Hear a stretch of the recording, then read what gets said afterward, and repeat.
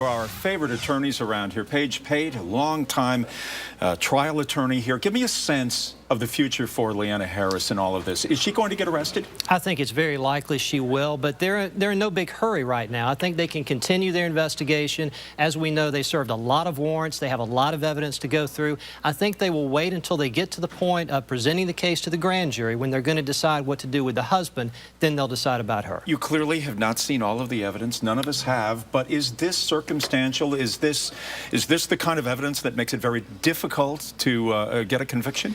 There is already a lot of evidence that points towards the wife, but I think ultimately, at least Vic Reynolds, who is a longtime district attorney, very well respected in Cobb County, I think he wants something more concrete. Can we show a text message where she was aware that Ross was going to be doing that? That would be very incriminating. I don't think you have to have passed the bar or be a practicing attorney to know that Thursday was a very good day for the prosecution, not so much for the defense.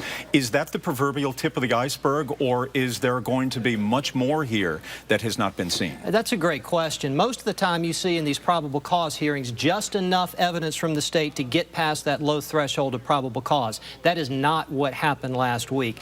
This case, for some reason, the Cobb County DA went overboard, and I think in addition to showing that they have enough evidence to hold him, they were trying to convince the judge not to grant him a bond, and it worked. Help me understand the whole sexting issue. Why bring that into this? Does it have anything to do with the death of this little boy? I think it could. Number one, it really helps the prosecution paint a picture that Justin Ross Harris is a bad character. He's a bad guy. And that may, in effect, deter some of these character witnesses who want to support him from coming to court and testifying for him. Can he get a fair trial in Cobb County? And the second part of this question is this.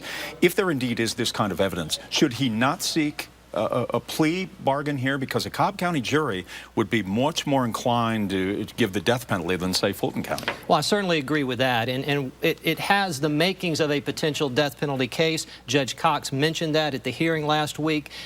But I think it's too early to consider a plea deal. I think the defense needs to wait, see how the evidence unfolds, wait and see what the district attorney ultimately decides to do with the charges at the grand jury stage. Then you can talk about possible pleas. Let's talk about timing here. Is it a year from today we're still talking about this? It's possible.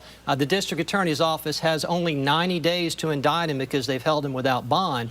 I think that will happen within 90 days, and then the defendant at least has the opportunity of demanding a speedy trial, which could speed things up. Any more surprises? We're short on time right now. I expect we will see some surprises, just like last week's hearing, but we just don't know what all that evidence is yet. Pate, we always appreciate your time. Thanks for being with us tonight. Yes, sir. Appreciate it.